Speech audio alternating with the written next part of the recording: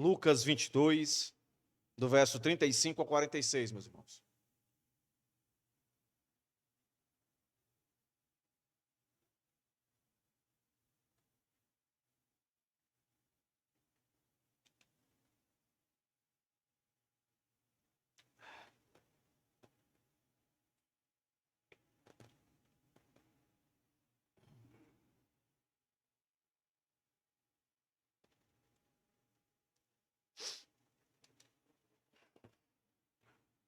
Vamos ler o texto, irmãos.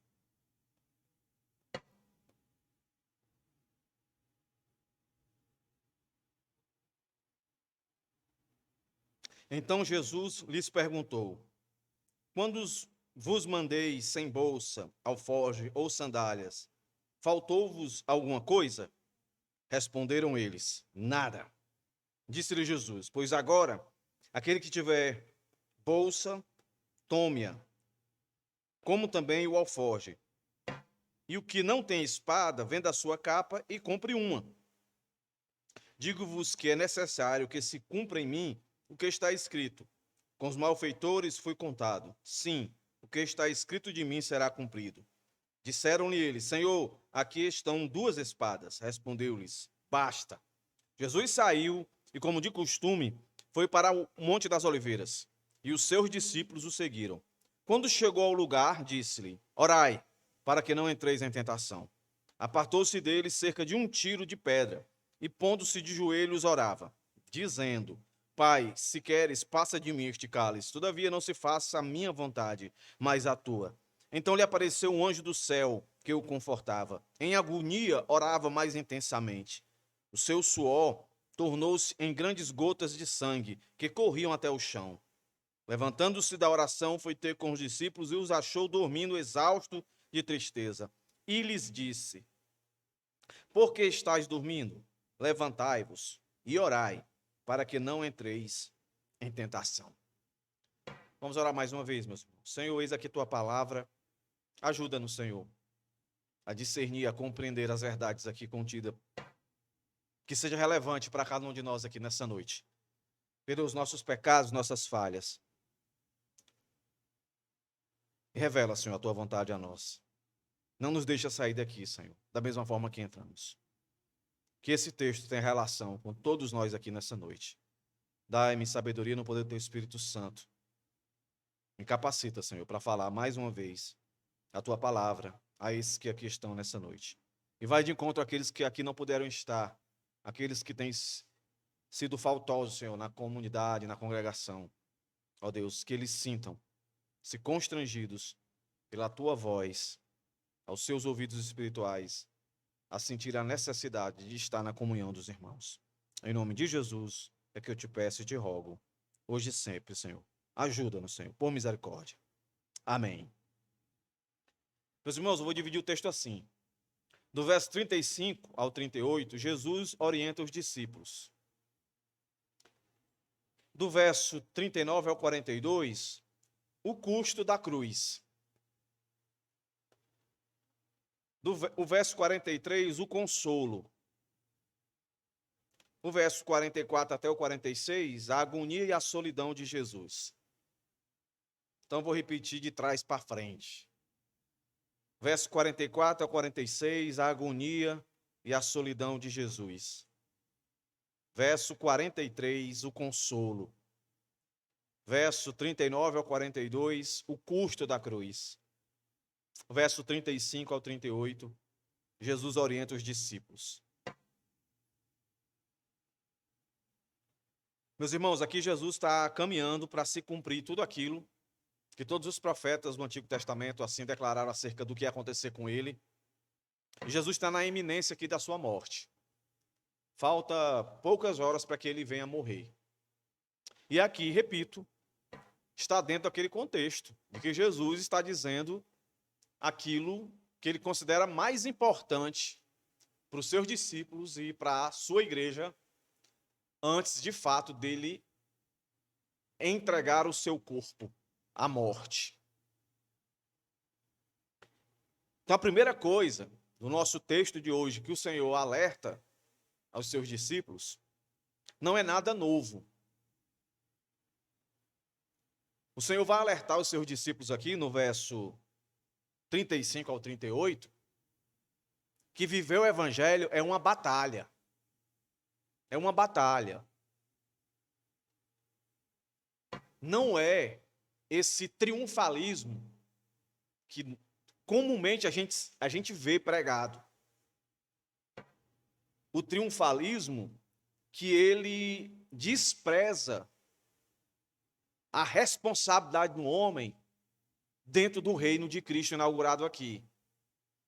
Coloca o triunfalismo, essa doutrina que é ensinada nessas igrejas por aí, coloca sempre o homem na passividade e Deus como único agente.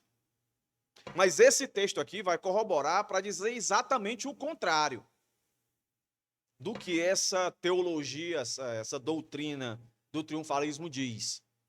Aí você deve estar pensando assim, mas pastor, nós não somos uma igreja triunfante, somos uma igreja triunfante na perspectiva da obra já realizada em Cristo. Não em alguma coisa que eu e você tenha que fazer, desprezando a obra de Cristo.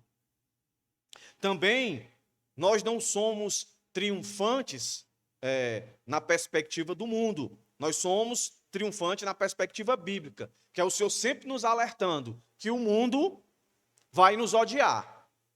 E é o que o Senhor vai dizer aqui. Olha o que é que o Senhor começa a dizer aqui. Olha a orientação do Senhor. O Senhor vai fazê-los lembrar de um fato que eles viveram no passado. Está aí, verso 34, ou 35. Quando vos mandei, não é pedir, total soberania de Deus, na pessoa de Cristo. Quando vos mandei sem bolsa, alforge ou sandálias, faltou-vos alguma coisa? Respondeu eles, né? Nada. O que que Jesus está dizendo aqui? Se você voltar às páginas aí, você vai encontrar em Lucas a grande comissão, que Mateus também fala, né? Que o Senhor manda os seus discípulos ir pregar o evangelho. E diz, não levem nada. Né? O que vocês necessitarem, eu vou usar pessoas para sustentar vocês. Então, a casa que você chegar, você bater a porta, e as pessoas atenderem bem, vocês entram, eles vão suprir a necessidade de vocês, não vai faltar nada. Não precisa levar nada disso. Se você voltar aí, você vai encontrar o capítulo, Jesus fazendo isso, a grande comissão. E se você chegar em alguma casa e ninguém der atenção para vocês, batam o pó das sandálias e voltem e tal. Mas o Senhor deixou bem claro para eles, podem ir sem preocupação, que eu vou sustentar vocês. Eu vou agir por vários meios para que vocês tenham aquilo que é necessário.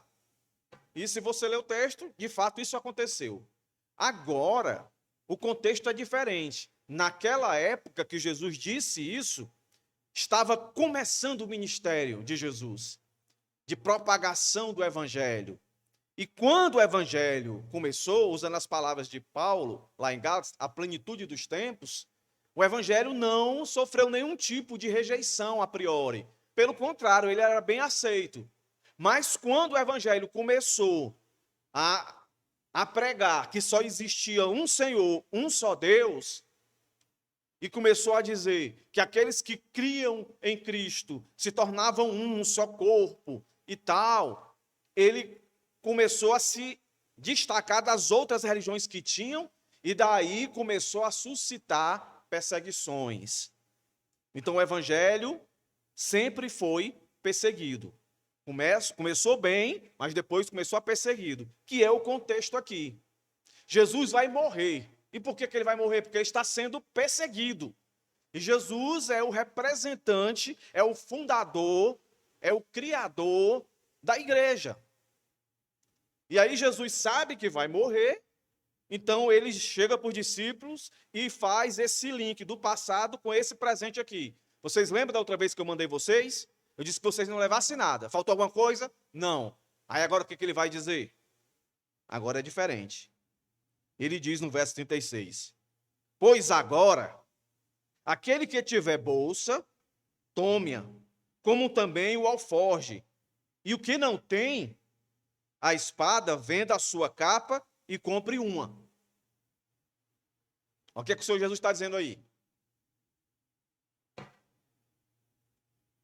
Eu não vou agir mais miraculosamente. Eu não vou mais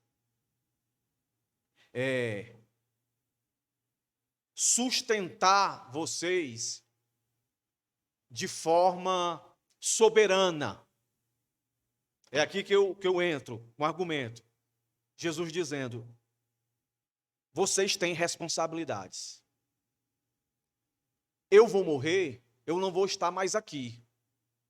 E vocês têm que aprender a continuar pregando o evangelho que eu ensinei a vocês sem a minha presença física.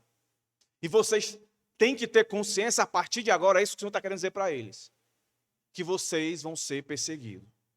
Se no começo ninguém perseguia vocês, agora a grande maioria vai perseguir vocês. Então é Jesus conscientizando eles de uma batalha.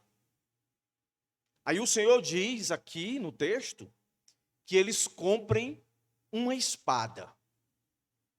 Comprem uma espada. Se armem. E aí, crente? Será que isso aqui é uma doutrina que o Senhor nos ensina que armamento é bíblico? Que a gente tem que considerar isso? Nós temos que ser a favor, né, do Brasil, da liberdade de qualquer indivíduo comprar arma para andar com ela? Será que é isso aqui que o texto está dizendo? Não, irmãos, não é isso. Não é isso. Esse texto aqui, ele tem no mínimo aqui 6 percepções do que o Senhor está querendo dizer com essa arma. Mas antes de eu falar isso aqui, eu vou mostrar o que de fato os discípulos entenderam. Eles entenderam que era mesmo para pegar a arma mesmo e partir para a briga. Se você tiver curiosidade ou já tiver lido o texto todo do capítulo 22, um deles vai pegar uma espada e vai decepar a orelha de um soldado. E o Senhor vai dizer lá, não precisa disso. Então, como é que a gente tem esse texto? Daqui a pouco eu vou tentar elucidar para os irmãos. Mas o texto continua depois que o Senhor fala isso. Quando o Senhor acaba de dizer essas coisas, leve alforje, venda a capa, compre uma espada, ele faz um link com a sua morte. Para deixar bem claro, eu não vou estar mais aqui. Então vocês amadureçam. Eu não vou estar mais aqui para facilitar. Ou seja, o que eu entendo é que Jesus aqui já deixou claro para eles que a vida de cristianismo não vai ser uma vida em todo tempo, em todo momento, respaldada com ações sobrenaturais do Senhor, fazendo milagre, prodígios e maravilhas, deixando tudo no ponto para que eles trabalhassem. A primeira parte foi assim: podem ir, não se preocupem com nada, eu vou sustentar vocês. Mas aqui ele já está dizendo, não vai ser bem assim, vocês vão ter que se virar. Aí o Senhor lembra, digo-vos, verso 37, que é necessário que se cumpra em mim o que está escrito. Obrigado. O que está escrito. O que é que está escrito? Com os malfeitores fui contado, sim, o que está escrito de mim será cumprido. Ele está citando Isaías. Ele vai ter que morrer. Então o Senhor está dizendo para os discípulos, não vai ser fácil. Não foi fácil comigo presente, não vai ser fácil com a minha ausência. Mas vocês têm que continuar fiéis. Aí, como é que eles respondem? Entendemos tudo. Parece que não entenderam. Disseram eles, Senhor, aqui estão as 2 espadas. O Senhor falou para eles levarem bolsa, alforje e espada. Uma espada.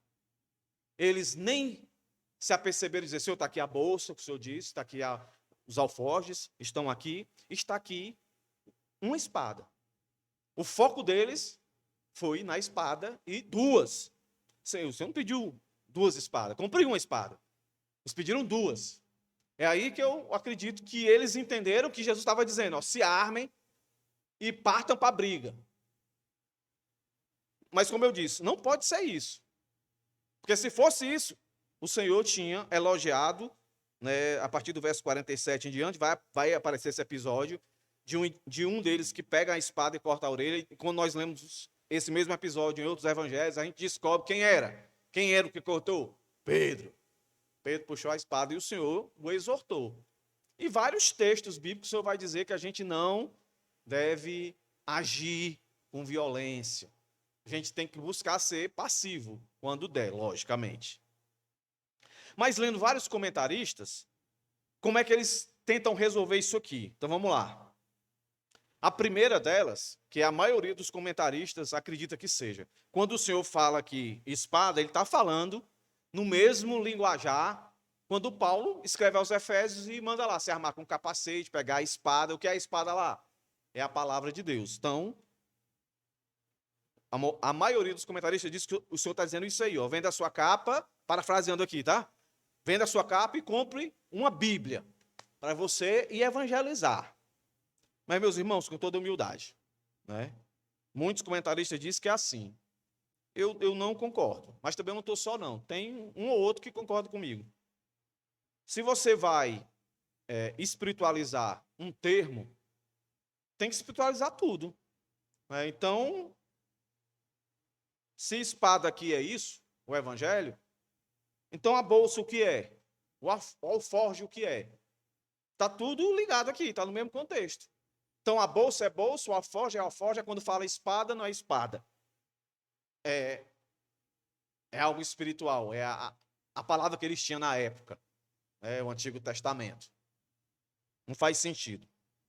Outros vai dizer que isso aqui é o Senhor dizendo que ele não vai ajudá-los, mas que essa espada simboliza o governo, como diz lá em Romanos, né, capítulo 13, que não há nenhuma autoridade que não seja colocada pelo Senhor. Então ele vai dizer, ó, vão perseguir vocês, mas não se preocupe com a espada, porque o governo, eles não deixam de estar sobre o meu comando. Eu também não acho que isso seja válido. Outros vão dizer que é para defesa e não para o ataque. Então coloca as espadas. Se alguém quiser tentar tirar a sua vida, aí você pega a espada mesmo, e você se defende para não morrer. Entre a sua vida e de quem quer lhe matar, que a outra lá que se vá, você se defenda. Então, essa parece ser a mais razoável. Né? O Senhor não está pedindo para eles brigarem.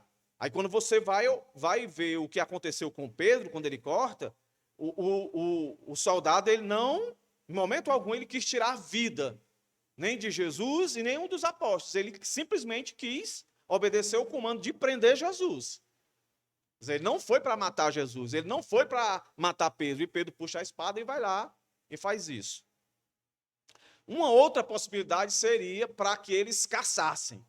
Né? A espada seria para eles matar um animal para poder comer, já que o Senhor disse que ninguém mais ia ajudar, né? Eles tinham que levar bolsa e alforje. E mais outras duas diz que o Senhor está falando aqui ironicamente. Né? Ele diz assim, agora as pessoas não vão mais ajudar. As pessoas vão querer matar vocês como vão me matar. Parece que seria isso. E a última, né, seria de perigo de assalto, de bandidos, que também não faz sentido. Então eu acho aqui, de todas essas que eu falei, a mais razoável é essa, para a defesa. Né? Vai ter muita hostilização sobre vocês. Vão perseguir vocês. Então, para preservar a vida de vocês, para que vocês tenham mais tempo de proclamar o evangelho, a gente sabe que depois todos morreram, não é? Não escapou um, todos morreram. Eu entendo que o Senhor está dizendo é isso aqui. Por isso, o verso 38, ele diz, basta. quando ele chega assim e diz, nós temos duas armas. Ele estava entendendo o quê? Para ir brigar mesmo. Para ir brigar. A arma é para eles ir brigarem. Partir para cima, ser ativos. E Jesus diz, basta, vocês não entenderam, basta. Não é isso que eu quero dizer. O que é que Jesus está querendo dizer, na minha concepção? É que nós temos o direito de nos defender. Aí entra aquele ponto que eu falei outra vez aqui para os irmãos. Não é negar Jesus. Não é? Se aqui surge uma grande perseguição sobre nós, e a gente tem a informação que vão vir agora, nesse momento, um exército aí para massacrar a gente, para matar todos nós aqui. Então, se a gente tem arma, a gente vai fazer o quê? Deixar eles matar a gente? A gente vai se defender. É isso que eu entendo, irmãos. Se defender. Não é ficar aqui todo mundo de braços cruzados e dizer, eu não vou negar Jesus, pode me matar. Eu não encontro base bíblica para isso. A gente tem que lutar para sobreviver. Lutar para sobreviver. É o que Jesus está dizendo aqui, para eles não serem massacrados. Eu quero que vocês peguem uma arma para se defenderem. Se quiserem matar vocês. Depois, com todo o julgamento que eles tiveram, assim como Jesus teve, aí não era, eles tinham que sofrer a pena até o final, para não negar a Cristo. Aí é outra história. Aí, dentro desse contexto, o Senhor diz, basta, e ele vai para onde ele tinha costume de ir. Aí entra agora o nosso texto, que é conhecido como a paixão de Cristo. É aqui que começa a decisão da cruz. A gente sempre tem mais a memória da cruz, a luta de Jesus na cruz. Mas, meus irmãos, eu digo para vocês que a maior luta de Jesus, não desmerecendo a morte dele na cruz, em hipótese alguma, mas a maior luta de Jesus foi aqui. E Lucas, como médico, só ele traz essa percepção aí de que o suor do Senhor se transformou em sangue. Então aqui foi a maior batalha do Senhor, foi aqui. Por que foi aqui, meus irmãos? Porque Jesus nunca teve medo de morrer, meus irmãos. Jesus nunca teve medo de morrer, porque ele tinha consciência, ele veio para isso. Tanto que ele já tinha dito 3 vezes para os discípulos, eu vou ter que ir para Jerusalém, eu vou ter que morrer. Pedro, não vou deixar o Senhor ir não, arreta Satanás. Não, eu vou ter que morrer. Não, quem que vai ser o maior? Rapaz, eu vou ter que morrer, o meu reino não é aqui ainda completo não, eu vou ter que morrer. Aí lá vai os outros, mãe, vai lá falar com ele, para ele colocar um à direita, outro à esquerda. Rapaz, eu tenho que morrer, é necessário que eu morra. Aqui ele lembra de novo.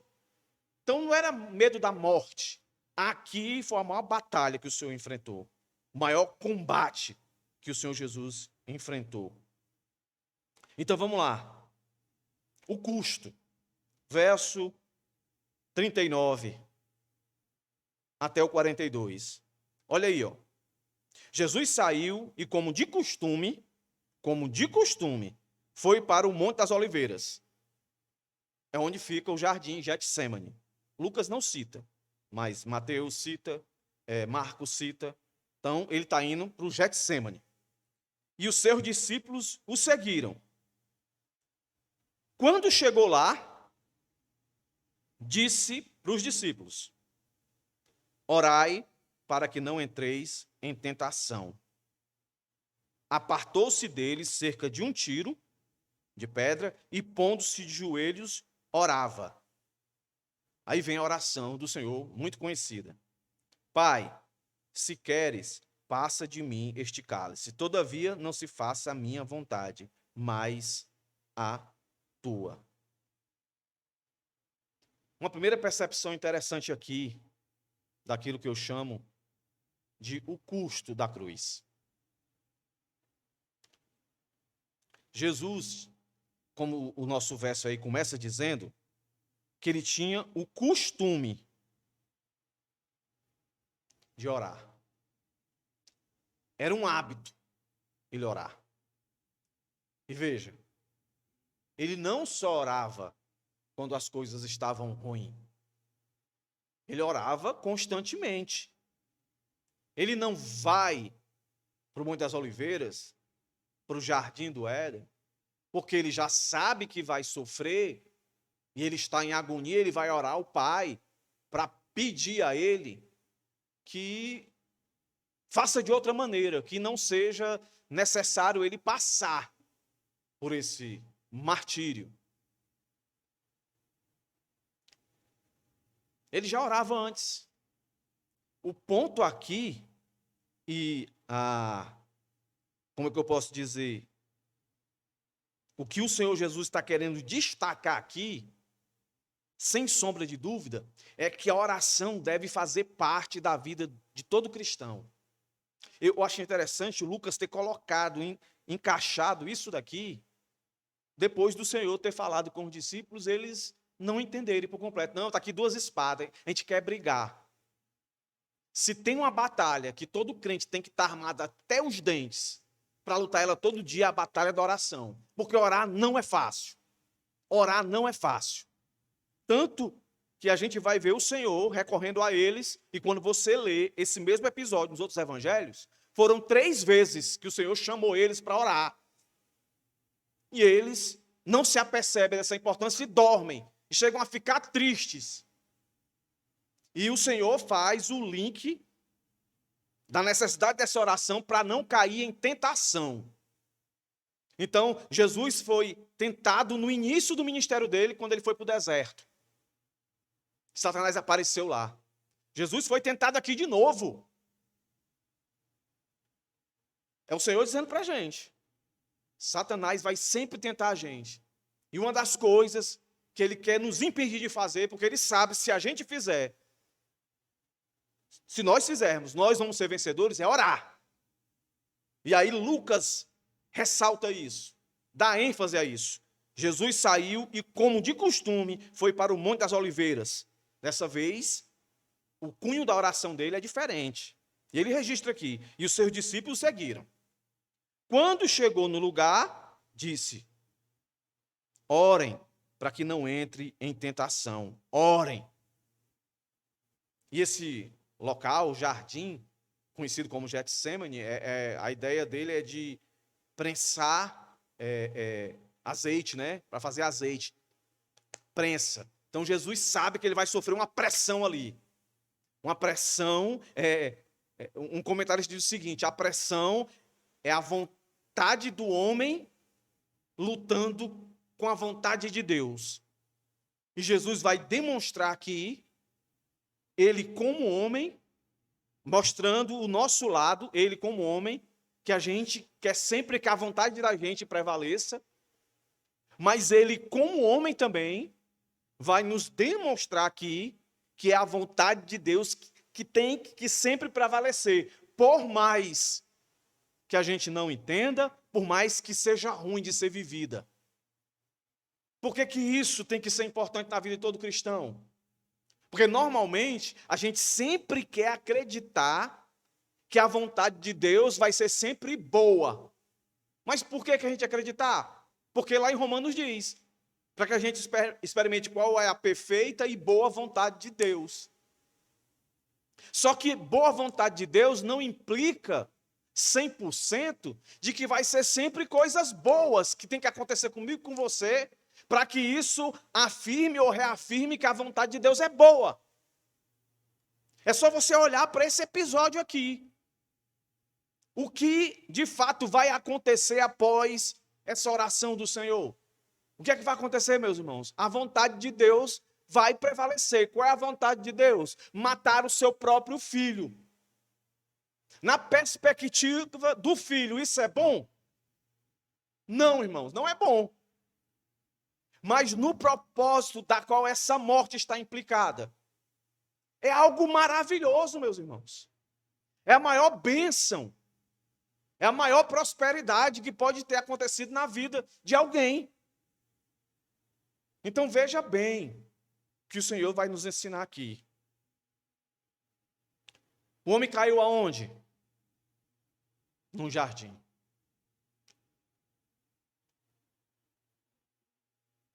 Onde foi que aconteceu na história bíblica a manifestação de maior incredulidade, ou seja, de falta de confiança? Foi o povo quando saiu do Egito no deserto. Aí Jesus começa o ministério dele e vai para onde? Vai para o deserto para ser tentado. Ser tentado em quê? Em quebrar ou perder a confiança no Pai.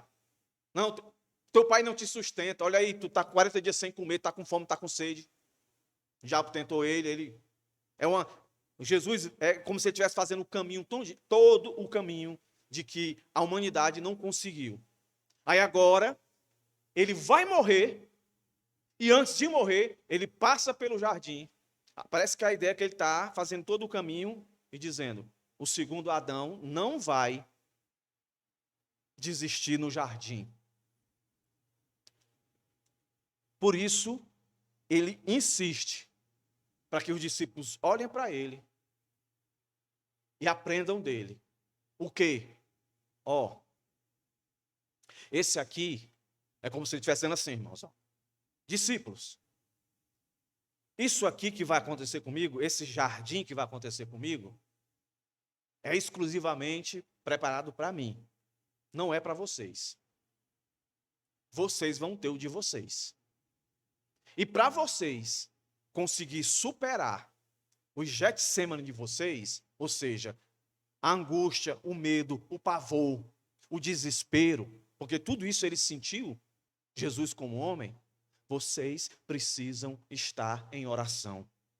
Vocês têm que lembrar que a minha vida toda, no meu ministério, foi de oração. Lembre-se, Jesus saiu e, como de costume, eu sempre orei. Não espere a coisa piorar para que você lembre-se de Deus e venha pedir socorro. Presta bem atenção. Assim como Jesus, quando disse que Pedro disse que Pedro ia negá-lo, ele disse: eu roguei ao Pai. Para quê? Para que ele fortaleça a tua fé. Jesus não pediu para que livrasse ele, que perdoasse ele, ou coisa do tipo, mas que fortalecesse a fé dele e ainda deu a responsabilidade para ele. Quando você se converter, quando você voltar, ou seja, você se arrepender do que você vai fazer comigo, você edifica os seus irmãos. Jesus, em momento algum aqui, ele vai orar para o Senhor dar a vitória a ele. Vitória na perspectiva humana. Ele podia orar aqui, assim: Pai, tu sabe que um dos 12 me traiu, um demônio, Judas. Que daqui a pouco ele vai aparecer aqui, com os capangas do império, para me pegar, para me matar. Eu te peço, livra-me. Jesus podia chamar os discípulos e dizer: vem aqui comigo. Se você ler nos outros, Mateus e Marcos, o Senhor diz assim: venha comigo que eu estou com muito medo, eu estou com pânico. Eu estou sentindo iminência de morte. Jesus pediu isso a eles. Mas Jesus podia ter contado e dizer: eu quero que vocês intercedam ao Pai, para que Ele me livre dessa. Não. A oração dele é centrada na vontade do Pai. Depender do Pai. Por isso ele vai. E o texto diz no verso 41 que ele vai de forma humilde. Ele se ajoelha. Tenta imaginar a cena, meus irmãos. Jesus, que é Deus, ele se distancia um pouco dos discípulos, pede até ajuda, mas eles não vão, e o Senhor se ajoelha para orar. Aí qual é o teor da oração dele? É a vontade humana versus a vontade de Deus. Aí ele diz: Pai, se queres, passa de mim este cálice. Mas ele não termina aí. Ele diz: todavia não se faça a minha vontade, mas a tua. Aqui, meus irmãos, tem humildade, submissão, dependência, confiança. E lembre-se, Jesus sabe exatamente o que vai acontecer com ele. Exatamente. Eu e você aqui não sabemos o que vai acontecer amanhã ou depois, alguma coisa ruim. Já pensou se você soubesse exatamente o que vai acontecer amanhã ou depois? Uma coisa ruim que fosse acontecer com você? Eu vou citar aqui. Se você soubesse que amanhã a sua casa vai pegar fogo. Você sabe, não tem como evitar, a sua casa vai pegar fogo. Aí o fogo lá da sua casa vai lá para a empresa que você trabalha, vai pegar fogo, você vai ficar sem casa, sem emprego. Qual seria o teor da sua oração? Seria assim como a do Senhor? Senhor, eu te peço, se der, se tu quiser, não deixa minha casa pegar fogo, não deixo a empresa que eu trabalho pegar fogo. Aí você pararia? Acho que não, eu não pararia. Talvez eu orasse: Senhor, pelo amor de Deus, ajuda aí, não deixe isso acontecer. Mas o grande boom da oração de dependência, de submissão, de confiança, é quando ele diz: não faça a minha vontade, mas a tua. É mostrar total dependência. Mesmo Jesus, estando na sua solidão, os discípulos estão tudo dormindo. Daqui a pouco a gente vai ver, né? Estão tudo dormindo. Meus irmãos, bote na cabeça de vocês. Todos podem nos abandonar. Todos. E nós temos aqui um exemplo que aconteceu com Jesus, com Paulo. Né? Paulo diz lá: ninguém veio ao meu favor, ele vai morrer, né, sozinho, passa um tempo em solidão ali. Mas o Senhor, nosso Deus, nunca nos abandona. O Senhor está dizendo isso para a gente. As pessoas podem nos desprezar, mas o Senhor Jesus nunca vai nos abandonar. Ele é a nossa maior riqueza, meus irmãos. É Ele. Pai, se queres, passa de mim este cálice. Todavia, não se faça a minha vontade, mas a tua vontade. Jesus está angustiado. Quando você lê os outros episódios, Jesus está profundamente angustiado. Aí Jesus ora, aí vem o bálsamo. Olha aí, ó. O que é que vem? Verso 43. Então lhe apareceu um anjo do céu que o confortava. Pronto, resolveu. Está aí. Jesus está sozinho. Os discípulos estão tudo dormindo. Jesus chama 3 vezes eles para orar, para não cair em tentação. Eles não escutam. Jesus está sozinho, mas o Senhor, o Pai, o Deus, Pai Todo-Poderoso, manda um anjo para confortar ele. Aí eu posso dizer, irmãos, na hora que você estiver lá, na sua aflição, na sua angústia, Deus vai mandar um anjo para você? Não. Eu não posso pegar só esse texto aqui e dizer: olha, toda vida que você orar, ore com fé, com fervor, diga as palavrinhas mágicas: Senhor, se tu quiser, faz isso aqui, me livra disso aqui. Mas se tu não quiser, Senhor, seja feita a tua vontade. Aí você já pode só esperar que o anjo vai vir. Se isso aqui for para ser assim, o que vem depois também. Porque depois que o anjo vem, piora. Não melhora não, piora. Entendeu?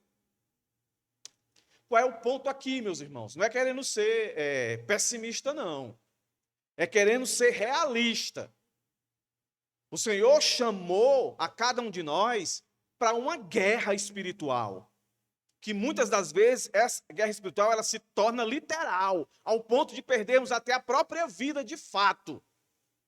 Então, o Senhor não chamou a cada um de nós para nos acovardar ou para que a gente ache que viver no reino do Senhor é sempre triunfo, triunfo, triunfo, triunfo, que a gente vai ter ausência de medo, de pânico,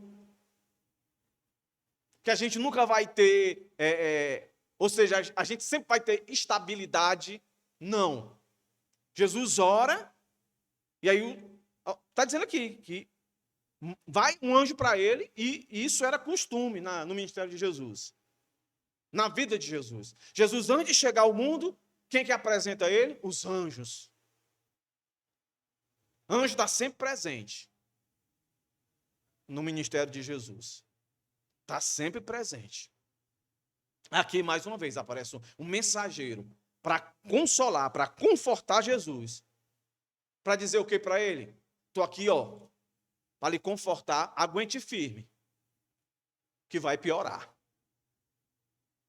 A ideia que eu tenho é essa.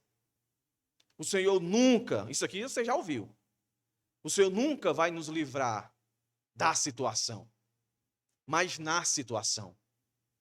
O Senhor Deus não livrou Jesus da situação. Jesus vai morrer na cruz. E até chegar lá, vai ser humilhado, cuspido, um monte de coisa vai acontecer. Ele vai morrer na cruz. Mas ele vai ser livre na cruz.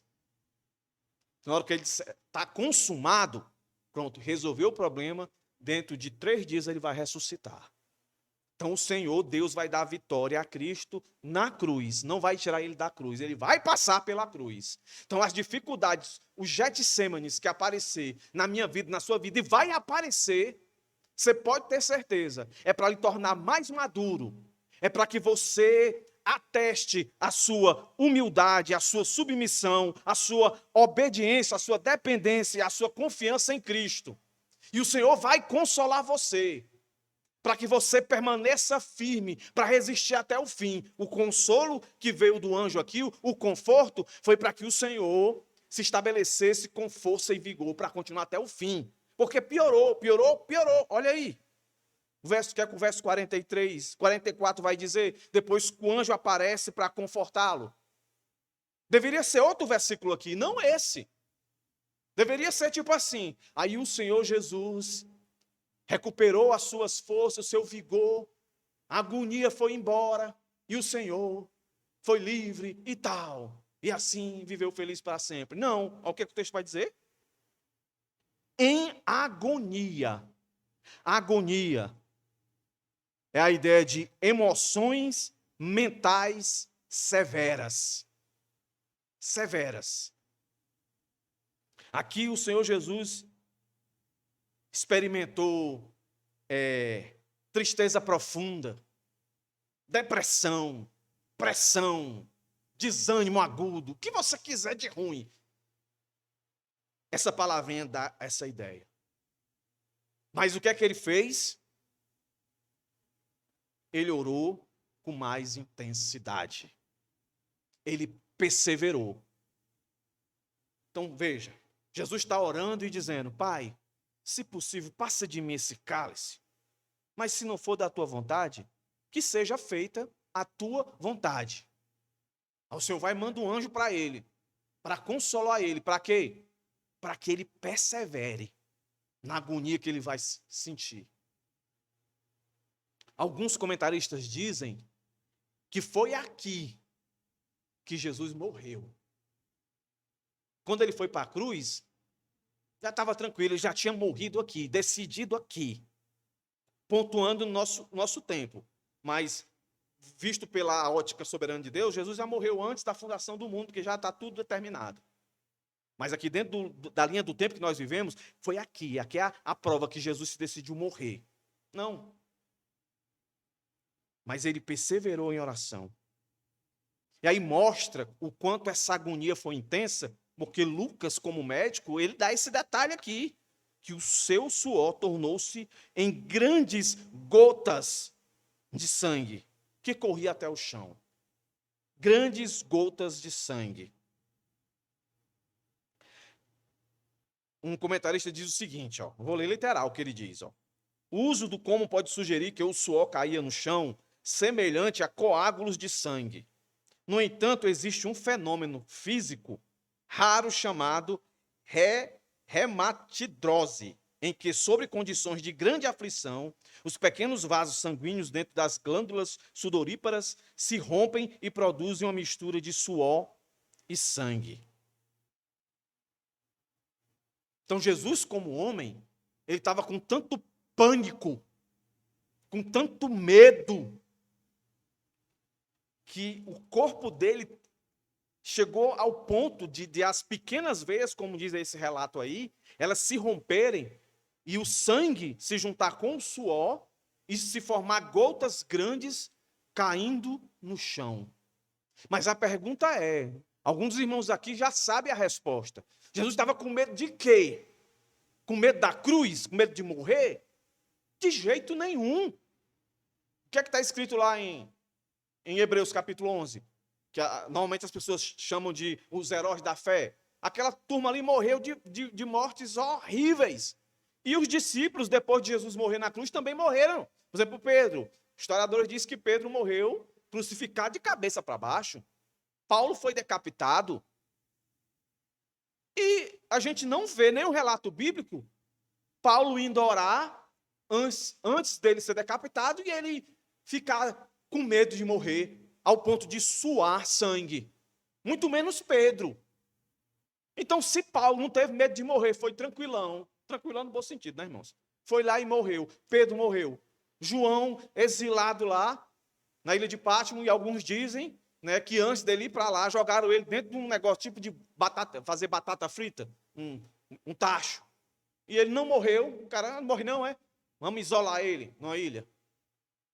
E a Bíblia não relata esses caras ter medo, e Jesus ia ter medo da cruz e morrer. Se Jesus disse para a gente não ter medo de morrer porque ele ressuscitou, então do que ele está com medo aqui? Ele não queria, meus irmãos, era o pecado de todo mundo. Ele não queria experimentar a ira do Pai sobre a cabeça dele.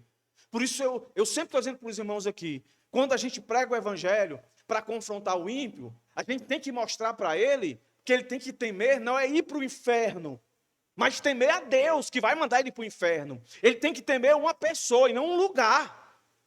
Entendeu? Aceite Jesus, senão você vai para o inferno. Não, isso é uma verdade. Se você não aceitar Jesus, o indivíduo vai para o inferno. Mas é muito mais impactante, diga, creia em Cristo, senão a ira de Deus, queira ter qualquer pessoa como seu inimigo, mas não queira ter Deus como seu inimigo.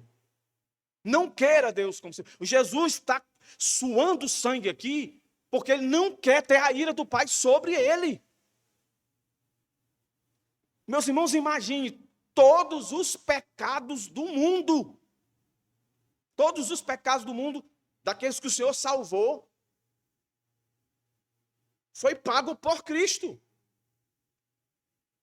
E foi o meu pecado do passado, é o meu pecado de hoje, é o meu pecado de amanhã. Nós estamos há 2000 anos depois disso, e Jesus já carregou lá na cruz. Quando ele está orando aqui, ele está dizendo, Deus, não tem outro jeito, não? Não tem outro projeto, não? Não tinha como ser outro, tinha que ser esse. Mas por que esse texto está aqui? Justamente para a gente entender que a salvação para nós, meus irmãos, é pela graça. Não tem custo nenhum para nós. Mas houve um custo muito grande. Deus se humilhar, se fazer homem e sofrer. Esse sofrimento, esse suor virando sangue, era para ser meu e seu. Eu gosto de assistir série de serial killer, que eu acho, né, esses caras muito inteligentes, esses serial killer, e gosto também de assistir filmes históricos de guerra. De guerra. Eu estou assistindo um agora, de guerra, batalha perdida, coisa assim. E que tem muita tortura. E as pessoas, quando estão na eminência de ser torturada, quando os caras abrem as ferramentas lá, que vão torturar e derramar sangue delas, elas começam a se urinar, de tanto medo, de tanto pânico. Meus irmãos, quem vai humilhar, quem vai maltratar o homem no dia do juízo final é Deus. Deus vai vingar. E aqueles que não se submetem a Ele hoje, não creem nele como Senhor e Salvador, a ira de Deus vai sobre a cabeça dele. Porque ele não tem Cristo. Então veja, meus irmãos, é isso que o Senhor está querendo dizer para a gente aqui. Que teve custo. Ele sofreu. Jesus teve fome, teve sede. Jesus chorou. E aqui ele se angustiou ao extremo. Ao ponto, a minha ideia é que ele devia estar se tremendo e suando, gelado. Diga, eu tenho que receber essa tua ira todinha sobre a minha cabeça. Aí qual foi os pecados que o Senhor te perdoou? Se você teve uma vida de depravação, ele está sendo depravado por você. Se você teve uma vida de fornicação, ele está recebendo.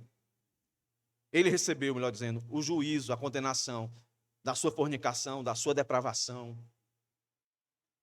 de todos os pecados que ele abomina. Um homossexual que creu em Cristo, pronto, ele pagou o preço das suas práticas homossexuais, ele pagou o preço. Quando Jesus olha para você, quando Deus olha para você hoje, ele olha através de Jesus, ele não vê um ex-homossexual, ele não vê um ex-drogado, ele não vê um ex-prostituto, ele vê Cristo em você. Agora, Todos os pecados que você cometeu antes de ele te alcançar, Jesus levou a culpa, levou o castigo, recebeu a ira por causa de você.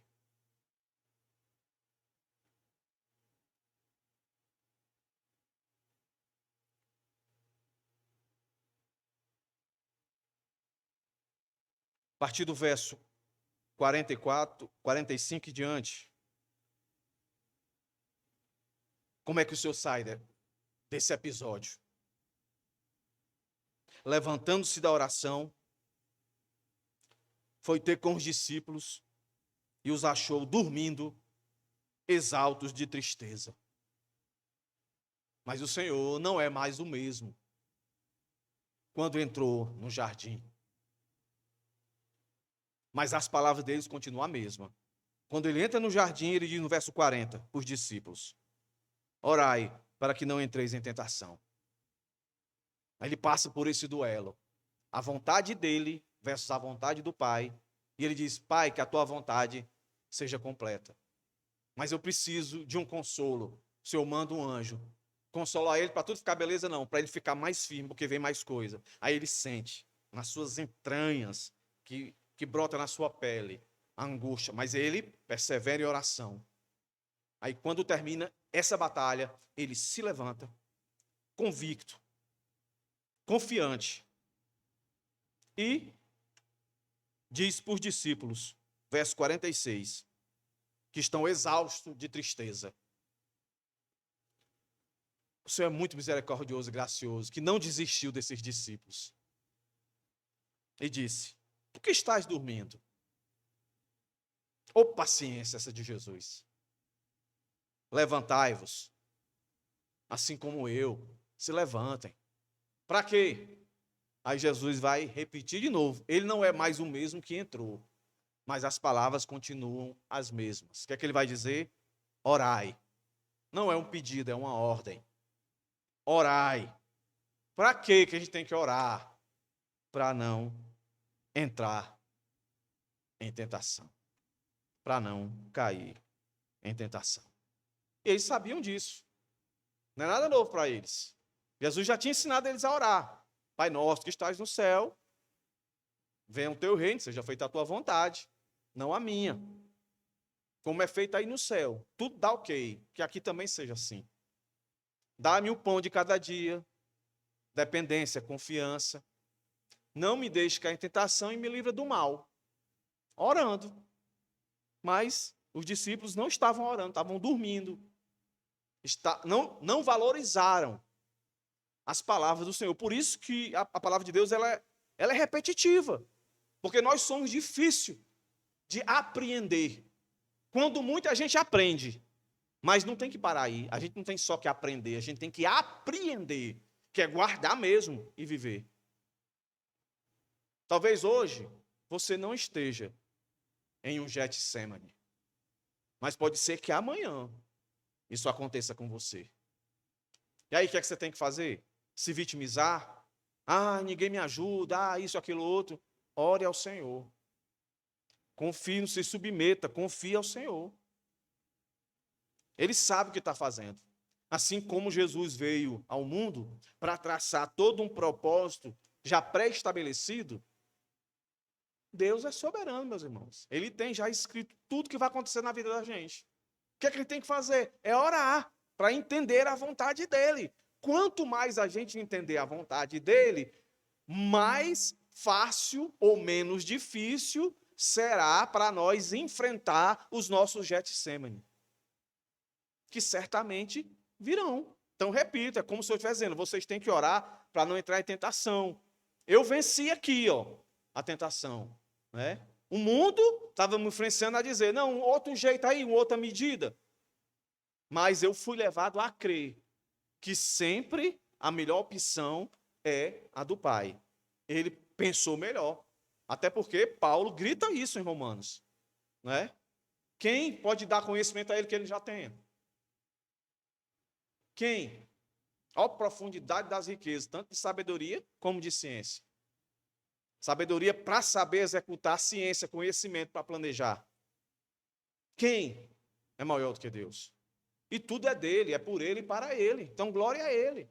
Então, o Senhor sai agora firme e forte. Ele sabe, o nosso próximo sermão, ele sabe quem é que vai chegar ali para pegar ele. Por isso que eu digo, Jesus sai daqui decidido já, ele já morreu.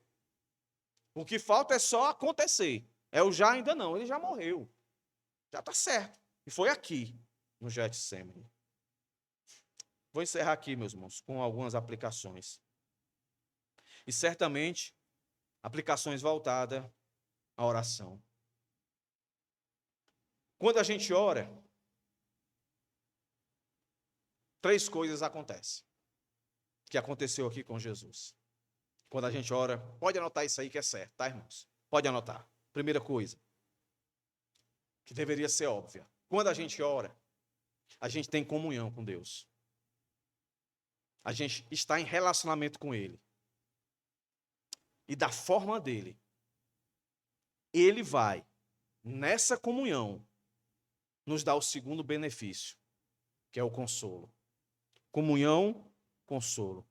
E com esse consolo, não necessariamente é para nos livrar da situação, mas é para nos dar, a terceira verdade aí, convicção de que Ele está conosco e nos capacitará para suportar o nosso Getsemane, a nossa angústia, a nossa tribulação. Então, quando eu oro, eu tenho comunhão, quando eu oro, eu tenho consolo, quando eu oro, eu tenho convicção.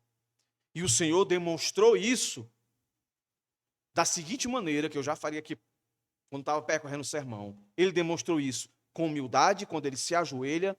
Ele demonstrou isso em submissão, quando ele disse que a tua vontade seja feita e não a minha. Dependência. A tua vontade certamente é melhor do que qualquer coisa que eu posso querer buscar. Então eu tenho que depender de ti. E confiança. Se é assim, se é isso que eu tenho que passar, a pergunta não é por que eu estou passando por isso, mas é para quê? Primeiro lugar, o Getsemane aqui foi a prioridade para glorificar o nome de Deus. Nos catecismos, que a gente já viu aqui, quando estudamos, diz que o fim do homem é glorificar a Deus e gozá-lo para sempre. Aí muitas pessoas acham que Deus é glorificado somente com coisas boas. Deus é glorificado quando nós louvamos e adoramos Ele aqui? Sim. Deus é glorificado quando nós oramos? Sim. Deus é glorificado quando prega-se a palavra? Sim. Deus é glorificado quando você escuta a palavra? Sim. Mas Deus é glorificado também, por incrível que pareça, quando a morte nos alcança, quando a casa pega fogo, quando o emprego é perdido, quando catástrofes acontecem, como uma pandemia, tudo é para a glória dele. E aqui eu vou do argumento do maior para o menor, sem menosprezar a dor de qualquer um de vocês. Se um dia você perdeu uma casa queimada, ou aconteceu alguma coisa com você que não aconteceu comigo. Aí você pode dizer, o senhor fala isso porque o senhor nunca perdeu uma casa. O senhor fala isso porque o senhor nunca perdeu um emprego, nunca perdeu isso, nunca perdeu aquilo outro. O maior local, meus irmãos, onde Deus foi glorificado em extrema glória, ao cubo, ao quadrado, o que você quiser, foi quando o Filho morreu na cruz. Quando o Filho de Deus morreu na cruz, foi onde ele foi mais glorificado. Por que foi a maior glória que Cristo morreu na cruz? Porque o propósito dele de salvar os seus foi determinado, foi consumado. Então, quando Cristo morre na cruz, diz assim, está consumado. Não é antes de morrer, né? Está consumado. Aí morre. Pronto, vê a minha salvação, vê a sua. Isso é a obra de Deus, na minha vida e na sua. Ele foi glorificado. Então, Cristo foi glorificado na maior tragédia que aconteceu no mundo. Então, a minha tragédia, a sua tragédia, nem se compara com a cruz. Então, isso é para nos dar convicção, segurança e confiança. Que qualquer coisa de ruim que venha acontecer na minha vida e na sua vida, Deus é glorificado. Se Ele é glorificado, tudo isso que aconteceu está sob a sua potente mão soberana. Se a gente não entende hoje, a gente vai entender um dia. O que a gente tem que botar na cabeça é que tudo que acontece na vida da gente, Deus planejou. Ele não fez nada para que a gente pudesse agregar alguma coisa. Ele não esqueceu de nada. Então, para a gente ficar fortalecido, guarde essas palavras. Ore para ter comunhão, para ter consolo, para ter convicção. Ore humildemente, em submissão, em dependência e confiança. Essa deve ser a minha atitude, a sua atitude. Amém, irmãos? Vamos ficar de pé, vamos orar? E logo depois os irmãos sentam, para os irmãos dar o aviso aqui da EBD, da reunião das mulheres. Senhor, muito obrigado pela tua palavra, muito obrigado por nos relembrar a importância da oração.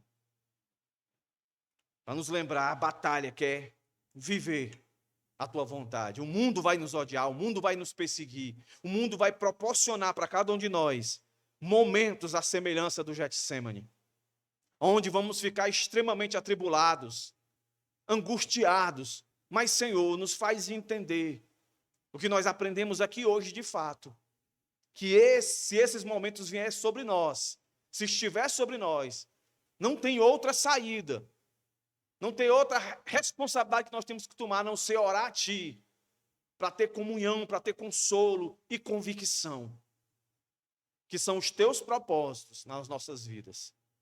Em nome de Jesus, Senhor, dai-nos força. É o que eu te peço e te rogo, hoje e sempre. Amém.